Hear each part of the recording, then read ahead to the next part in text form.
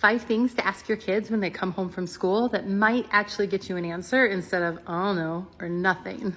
When our kids get in the school or in the car after school, a lot of them are experiencing after school restraint collapse, meaning they have been so good all day that they just can't be good another minute, or they've expressed enough like verbiage for the day, or they've been as good as they can. They're just tired from the day. It's just like when you say you need a few minutes after getting home from work, kids need a few minutes after school. The car ride is also an excellent time to connect, so it's a really tricky thing. So things I ask my kids to get them to talk to me on the drive home. 1, tell me something that made you laugh today.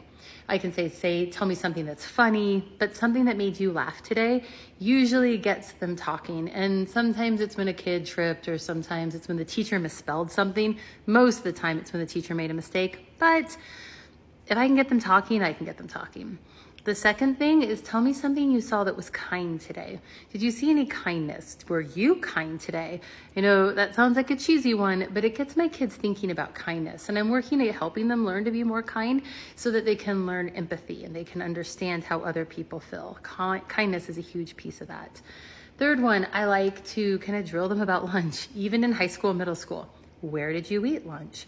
Who did you eat lunch with? Did you eat all your lunch? Do we need to stick your sandwich in the fridge because it's still in your bag?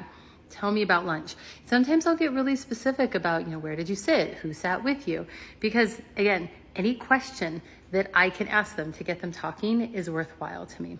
So number 4, did anything bug you today? Did anything happen that bugged you? That one is the one that my kids will talk the most about because, man, they will go on and on about things that bug them during the day.